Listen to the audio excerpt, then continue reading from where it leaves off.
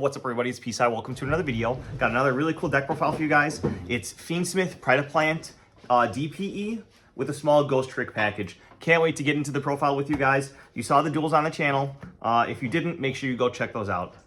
All right. So 40 card modern deck profile.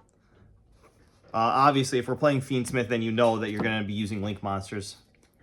But yeah, this is my first time playing a non-Genesis tournament in like a month, so I have not played Modern in a while. But overall, it was really good. I was able to resolve the combo a couple times, which is nice. So Fiendsmith package, I opted for 3 Engraver. This package is still really strong. 1 Lacrima, 1 Fabled Lurry, 1 Tract. I do like the Sanct still. Shout out to Marcelo Cantor. And then Fiendsmith in Paradise. So that's that package. With the Band of Moon, there's not easy ways to get into the package, but I opted to play a rank 3 engine in order to be able to get into the Fiendsmith cards. So 3 Speedroid Terratop and 1 Takatomborg. Now, you can either go into your Ghostrick Alucard for a free F-Zero, Utopic Draco Future, or you can go into your Mellow Melody, the Brass Djinn. Shout out to Cool Tyler. Once you overlay for that Light Fiend, you can just go your full Fiendsmith combo. There was another level 3 engine that I used, the Predaplant engine that I mentioned at the beginning of the video. So on normal summon, you send a monster from your hand to the graveyard in order to special summon a Predaplant monster from your deck. The target is Predaplant Darling Tonia Cobra. And then on summon, once per duel, you can search your deck for a fusion or polymerization card. So Instant Fusion is a way to actually start the combo and actually get to this without using your normal summon. But you can search it if you already have your main target, which is the Fusion Destiny. Fusion Destiny is still super broken.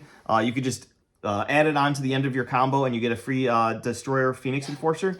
And then the follow-up is really crazy because you have Destiny Hero Celestial and the Dasher. So people forget about the draw too. So that does come up though. Next up, we do play 1 brick in the form of Ghostrick Shot. This is what allows you to go through the Ghostrick combo. So essentially, if you overlay for a rank 3, you can summon your Alucard. Then on top of it, you put the Ghostrick Angel of Mischief. You detach to search the shot from your deck to your hand. Then you activate Shot to reborn the Ghostrick Alucard. Then you slap on the other Angel of Mischief. And then you have 2 rank 4 bodies that you can make into future. When this goes to the graveyard, it gives you an extra discard fodder or follow up next turn because it adds Ghostrick Shot back to your hand. And then you slap on the Draco Future. So just 1 rank 3 equals follow up in the form of a rank 3 body for later and the F-Zero Utopic Draco Future. So that is why we play the Ghostrick Shot in the main deck. So if your deck can make rank 1s or rank 3s, you can get a free F-Zero with 1 brick in your main deck, and then a little bit of extra deck commitment. Next up is the hand traps. I played 3 Nibiru the Primal Being, just very high impact. I want to be able to stop my opponent's combos. 3 Ash, just generic goodness. I like to be able to stop the Mulch Armies, which can really hurt in a strategy like this where we're summoning a lot. Next up, I played just 2 Bell, just to protect the graveyard a little bit. You could probably cut one of the Darling Tonia Cobras and then add a 3rd Bell or something like that if you want. But I really like this from preventing graveyard stuff from happening. 3 Droll, I mean, you have to play it. Every format that is existing right now, like Droll is a really good mainstay. And then 3 Infinite Impermanence. Then for protection, I did opt to play Call by the Grave, and the 40th card is Crossout Designator. So Crossout can hit any of these, or if you're in a mirror match, you can hit Fiendsmith Engraver, which I actually did in one of the duels, so go back and check that out. All right, so done with the 40 card main deck. Next up is the extra deck. So here's the Ghostrick package. You play 2 Angel of Mischief and 1 Alucard. That's all you need to get your free F-Zero Utopic Draco Future. You play F-Zero, and then obviously the F-Zero Utopic Draco Future. So that's a 5 card package for that. Very free. This card can't be destroyed by battle or card effects, and it can negate a monster effect. And if that monster's on the field, you take control of it permanently, which is really strong. Next up is our 1 instant fusion target. This is Predaplant Ambuloides. So on summon, it searches for any Predaplant monster. So you search an Orphis Scorpio, so you have a normal summon. Then you can target a monster on the field that has a Preda counter on it. That'll never happen in this deck, but I know if you have like Draco Stapelia on the field and something has a Predator counter, you can target it. Or you can target a monster that you control. You tribute that monster and special summon from your deck a Predaplant monster. So you can special summon Darlingtonia Cobra for free, or if you need the extra body on field, you can summon the Orphis Scorpio and use the Orphis Scorpio to summon out the second body. So it just depends on what you want to do. So Instant Fusion is really cool in this deck because this card just does so much. That's why I opted to play it. Next up is the Fiendsmith engine. So you saw the ways that we can make rank 3s. Once you hard make this, the Light Fiend monster, Mellow Melody, the Brass Djinn, you can go into your Requiem and start your full Fiendsmith combo. We do play the decent Fiendsmith engine in the extra deck. We have the Sequence for fusion summoning. We have Desiree for the negation. Lacrima, this is really good to use off of Tract. It gives you a free DDD Wave High King Caesar. In fringe scenarios that we don't draw the Tract or Engraver, we're still playing the Necroquip Princess, so we can start off by making the DDD Wave High King Caesar. Here's the DDD Wave High King Caesar, and that's all for the Fiendsmith package. I wish I had room for like Ignumde, Chaos Angel, and a Bow, but there's just no room in this extra deck with the way I wanted to play it. The last cards are Destroyer Phoenix Enforcer, DPE. When this card was released, it was crazy. It's just such a menace. Right now, it's not as good, but it's kind of cute to have a non-targeting pop that comes back every turn. And then finally, SP Little Knight. I mean, like, if that wasn't obvious, then. Finally, the side deck tokens. So we have 3 Lightning Storm, just for those back row decks. 2 Spellbound. Now, with Dimensional Barrier banned, I figured that Spellbound would be a decent replacement for it.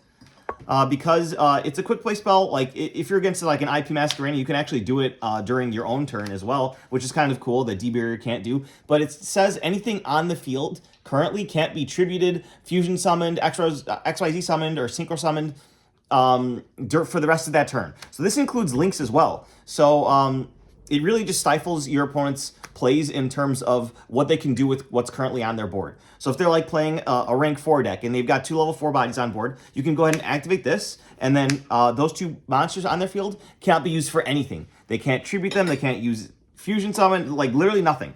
So I thought that was pretty cool, so that's why I played that. 3 Super Polymerization, but Papa Pisai, you don't have any targets in your extra deck. I sided the targets for Super Poly. Secretarion Dragon is really...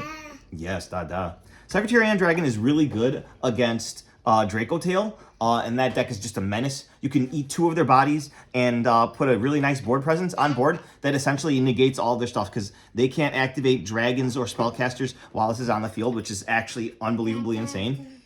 You have Garura for the same attribute, different types. You have the same... Or no, different attributes, different types. Wait, I haven't used this card in a while. 2 monsters with the same attribute but different types. Okay. So yeah, you get the same attributes for all of them. And then you have the Fiendsmith Ignumde. So if you're playing against a deck that makes a very huge monster that's unaffected, but you can beat over it, that's when you bring in the Ignumde.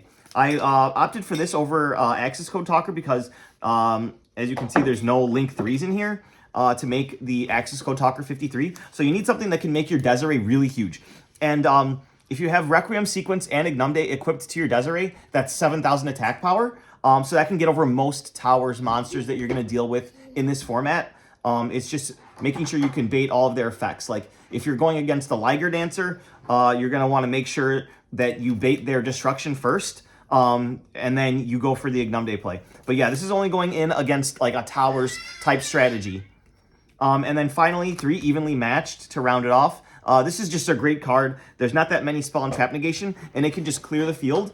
And then you can set up your negations with your Desiree or your DDD Wave High King Caesar on the crackback, which is really nice. All right, guys, that was my Predaplant Fiendsmith DPE deck. Hopefully you guys learned something and you enjoyed. I was going to change this deck a little bit before the last tournament that I went to, but I ran out of time. I was going to take out a few of the cards and then incorporate the K9 package into it, but unfortunately I didn't get to do that. Maybe I could do that next time, but I don't know if I'm going to be playing Modern too much. I like Genesis a lot more, and I'm busy on Thursdays now when one of our main locals days is, so I'm kind of only like a Monday or Saturday type locals type of guy right now. But yeah, hopefully you guys enjoyed the video. Subscribe for more. Bye-bye.